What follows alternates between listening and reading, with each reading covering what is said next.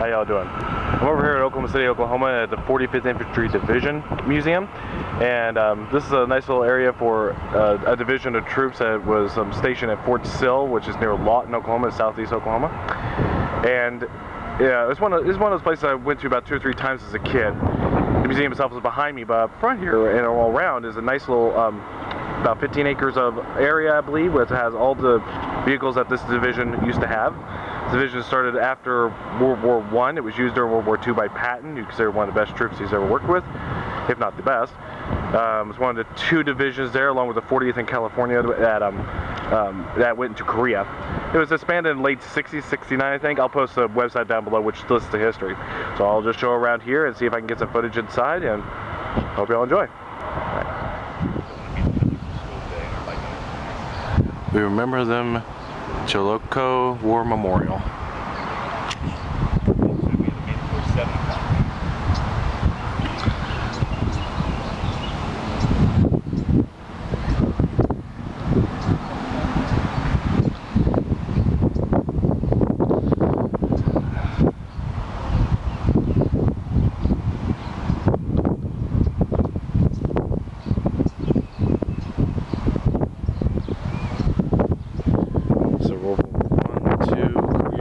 In Vietnam.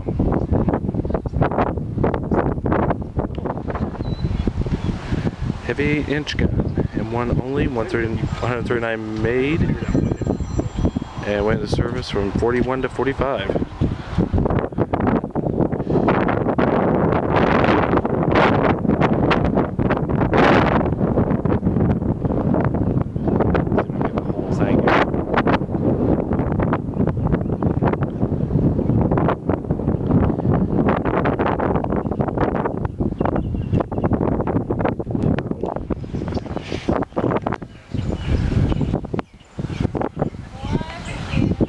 There's a sign right here. Push button to open door. Pull T-handle. 9 feet to jettison canopy. I do not see a lever here. Probably a good thing there isn't. What kind of plane is this? Let's go to this plaque right here.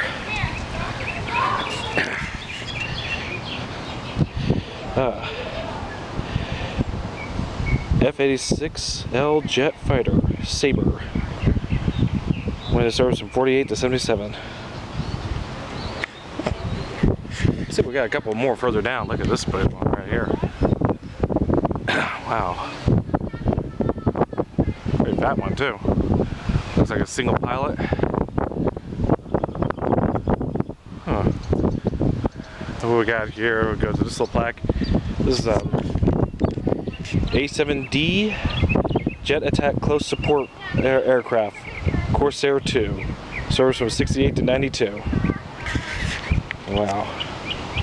And of course, again, it's only made out of progresses. It doesn't look instantly like a war jet. Not professional such things or anything. Let's take a look at what this one is called.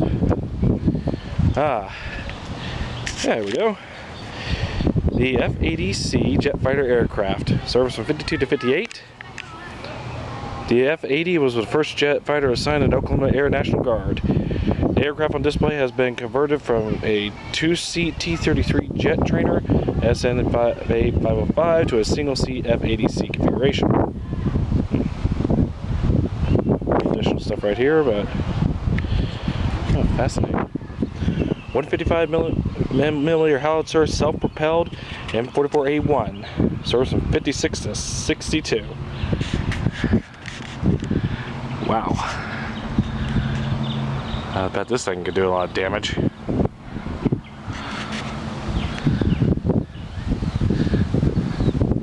This is the end you don't really want to be in. See if I can get a good look at the driver's seat. Not much.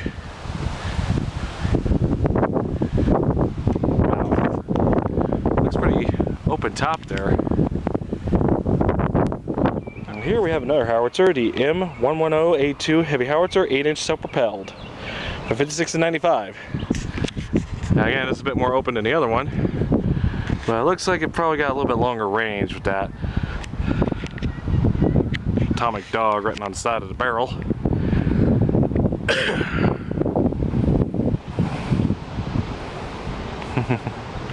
Wow.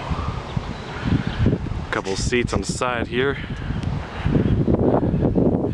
Not to mention on the other side, well, it looks like a weird way to put your seats inward, but then again, you could drive forward with the gun, and if you have to go back, get this little dozer part right here.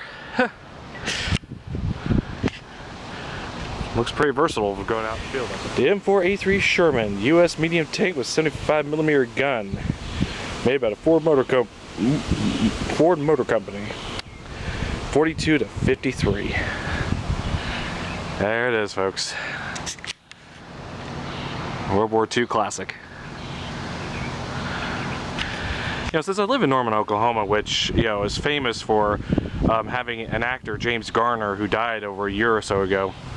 There was this movie I watched as a kid called Tank. You might find clips over YouTube, if not the whole movie, where he drove a tank, a Sherman tank, which he bought to help save his son from some corrupt officers. Sounds silly, but very entertaining. If you have a chance, go ahead and watch it. Either way, let me go around.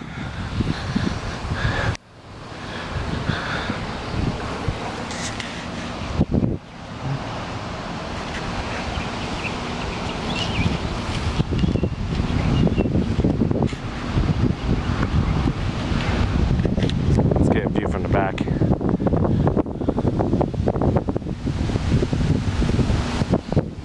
Okay, not much, but some people may want to see a whole view. OH-13E Sioux observation helicopter. Let's see. Service from 48 to 70. First type helicopter used by 4th Division in Korea from 51.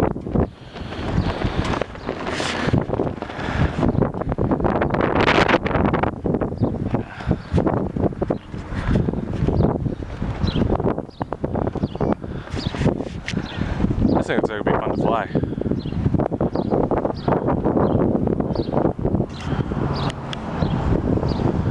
we got A5 medium tank. Serves from 53 to 85. Pull back and take a look at this guy.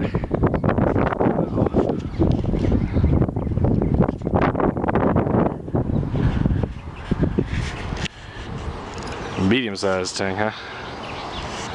Of course, on the other side, we got another one. Looks similar. I see a few differences.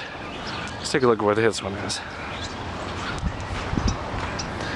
This is the M60A3 main battle tank. In service from 61 and phased out began at 85.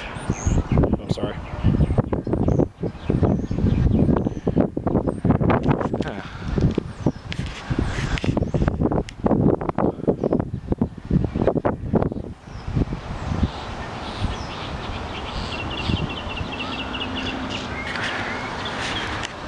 So we also got more planes, even a helicopter. Let's see what kind of helicopter this is.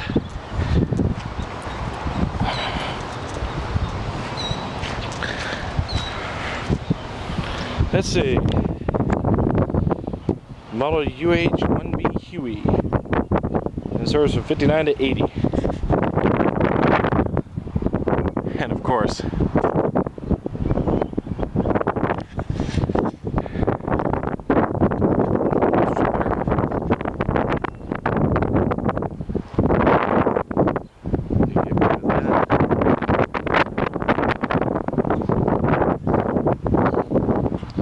the M8 motor carriage, a 75mm howitzer.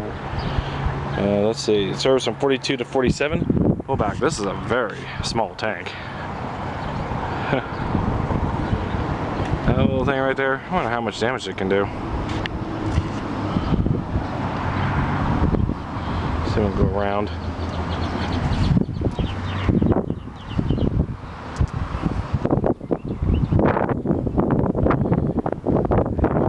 Seating inside these things.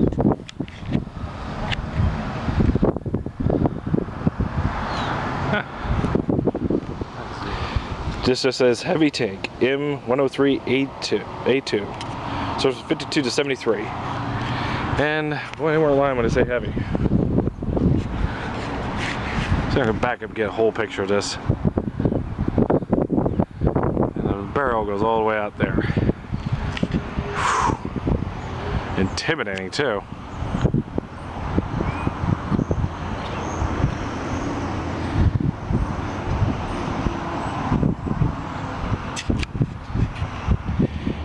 M47 patent medium tank. Serves from 52 to 77.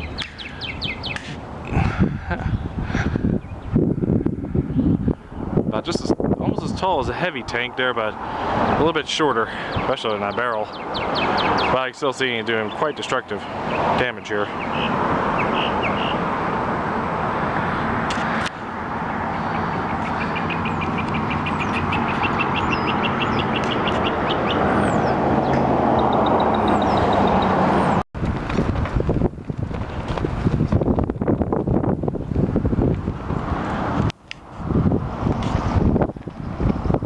Infantry Division, served in World War II and Korean War in particular. For what I read on the website, it kind of went back and forth from being a National Guard unit to a full division, and being pulled into the wars. And Sicily, Naples, Anzio, Rome, Southern France, Rhineland, Andes, Central Europe. That's what all the stuff they did during World War II and the Korean War. Second Korean winter, summer, third Korean winter. List the years and the seasons. Those 3 years. Let's see what it says down here.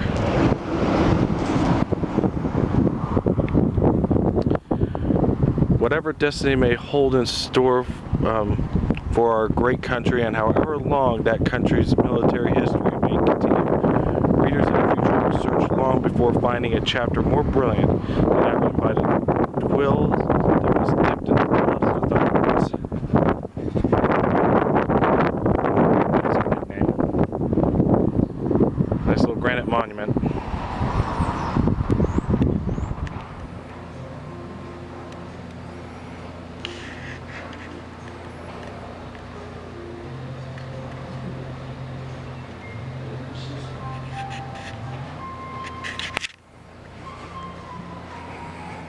Interesting way to decorate your fireplace.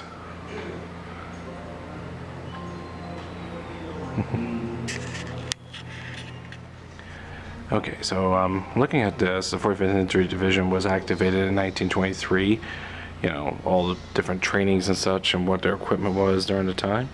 But here's what I found very interesting. On the right-hand side, there's this building.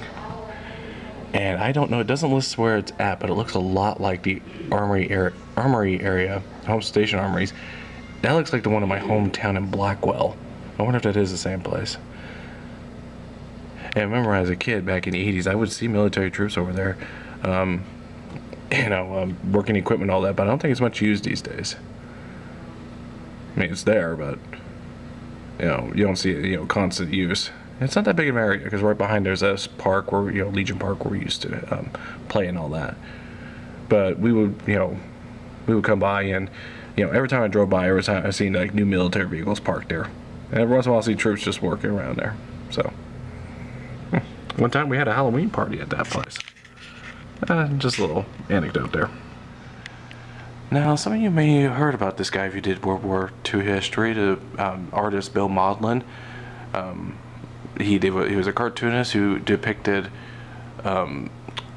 these cartoons during the war, and they seem to reflect a lot of what World War II was about in a humorous way. Let's take a look at some examples. I've got a nice little hole right here. This was not here the last time I was showing up here. Let's see, Separation Center IRP. It says here down in captions is a 2 used car salesman and 3 veteran organization representative. It's probably an unfinished deal. There's one on the side here. Let's see, 3 guys. One's got bow and arrow, the other 2 of his guns. Cut the clowning, Sir Willie. Where's your BAR?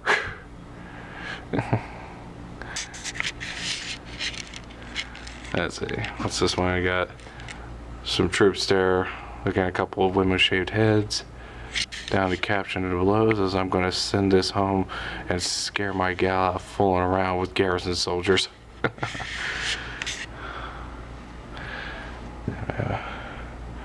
caption here, we should have drank the cognac and walked to the sorry about that. It's kind of scratched out here. We should have drank the cognac and walked to get gas.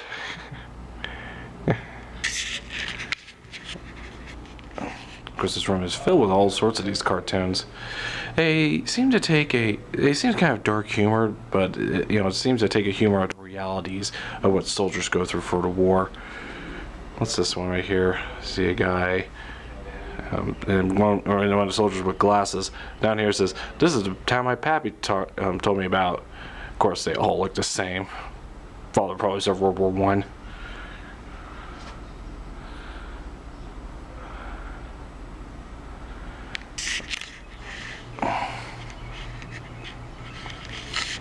This is one down here, I'm kind of curious. Some soldiers in the background, silhouette around a tank. We'll go away and stop bothering you boys now. Jerry's got our range.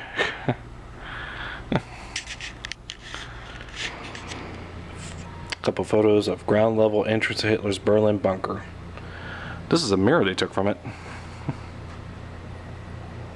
At least that's what it says on here. This mirror is taken from wall Hitler's bedroom, his Berlin bunker, by Lieutenant Colonel Horace K. Calvert of Oklahoma City.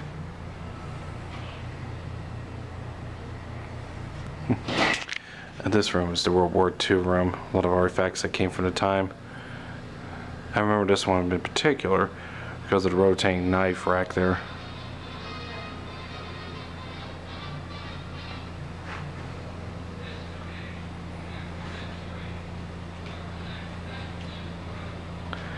That guy right there is sitting on Hitler's bed. Sergeant in the 45th Infantry Division, Arthur E. Peters, on Hitler's bed behind his apartment office. This photograph appeared in Life magazine, issue of May 14th, 1945. Way to rub it in. Automatic weapons of World War II by the Germans. These are the Allied automatic weapons.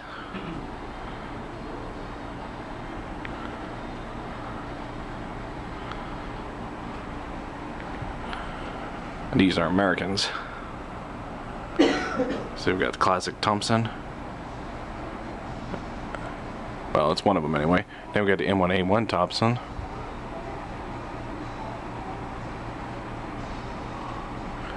The Browning.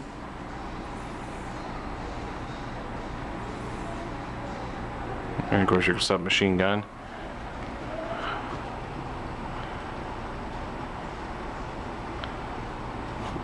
45 caliber.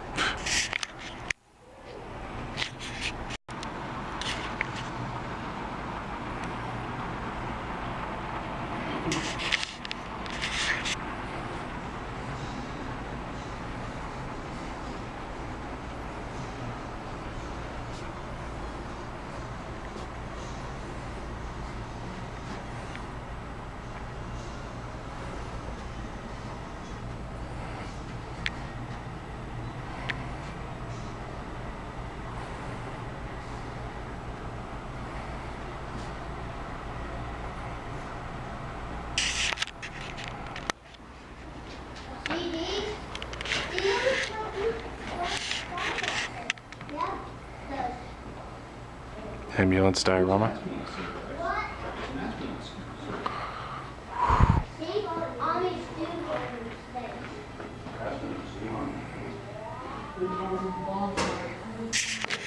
Now that's something you don't see much on Jeeps. Huge cannon.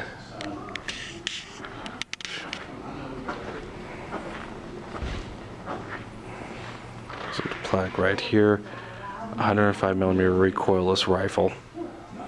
Mounted on a 1/4 ton truck, 4x4 Willys, M38 AM and AIC, 52 to 68.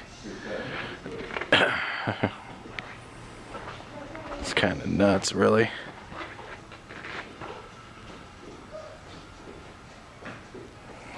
Of course, this room's got all sorts of things crammed into it.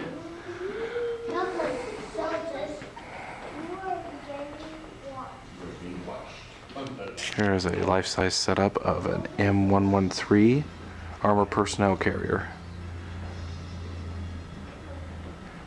And of course you look at this and you just see the outside tracks and everything, a couple models on top. But here's what's interesting about this one. Like the ambulance before, get a nice good inside view.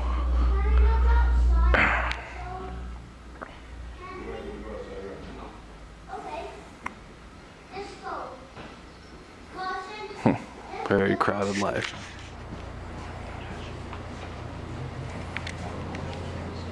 Oh my goodness.